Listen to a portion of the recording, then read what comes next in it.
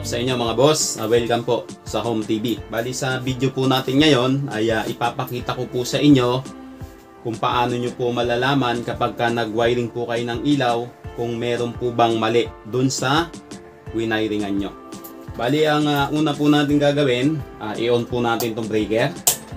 Sindihan po natin yung unang ilaw, pangalawang ilaw, pangatlong ilaw. Tayo na po natin, i-off po natin itong breaker. Ngayon po, bali yung gagamitin po natin na pang tester dito sa ilaw, ito pong clamp multimeter. Ang gagawin nyo lang po, ito pong range knob nya, ikutin nyo lang po. Tapos po, itapat nyo po dito sa may parang logo ng Wi-Fi sa continuity. Tapos po, punta kayo dito sa select. Pindutin nyo lang po, isa, dalawa. Pag nakita nyo po dito sa screen, yung parang logo ng Wi-Fi, okay na po yan. Ngayon po, bali, testerin na po natin tong ilaw. Subukan po natin tong clamp multimeter natin. Yan, kung mapapansin nyo po, tumutunog po siya. Kasi po, short po yan. Ngayon po, itong kulay red, tapat nyo po dito sa line 1. Ito pong black, dito sa neutral.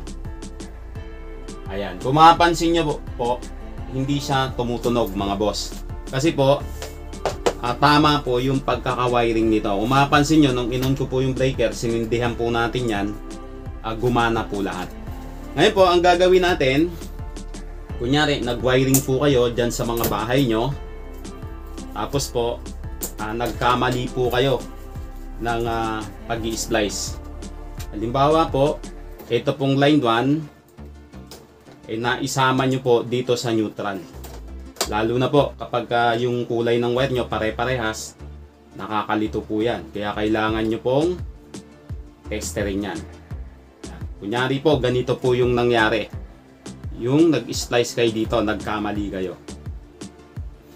Bali ito mga boss, minali ko po yung splicing para malaman nyo po kung paano po gamitin tong clamp multimeter.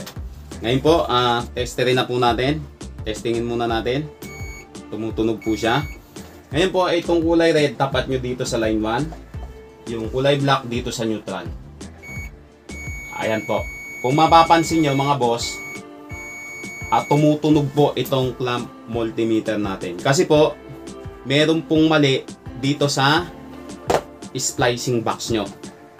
Ngayon po, pagka ganyan po ang nangyari, halimbawa, nag-wiring po kayo ng ilaw dyan sa mga bahay nyo, tapos po, tinest nyo, tumunog po itong clamp multimeter nyo, ang gagawin nyo po dyan, buksan nyo po o kaya tignan nyo po dito sa splicing box nyo yung mga in-splice yung wire. Kasi po, pangkaraniwang po, dito po talaga nagkakamali. Kapag nag-i-splice po kayo, baka po yung line 1 saka neutral na pagsama nyo po yan.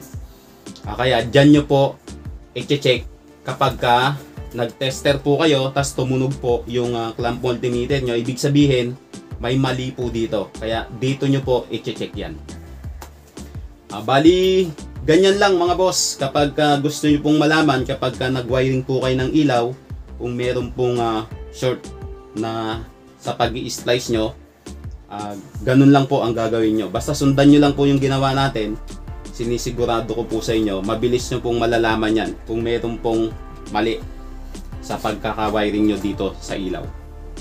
Hanggang dito na lang mga boss. Sana po ay nagustuhan nyo yung bagong video natin. At kung nagustuhan nyo po, huwag nyo pong kalimutang i-like and i-subscribe nyo na rin po para updated po kayo sa lahat ng video na i-upload ko. Maraming salamat mga boss.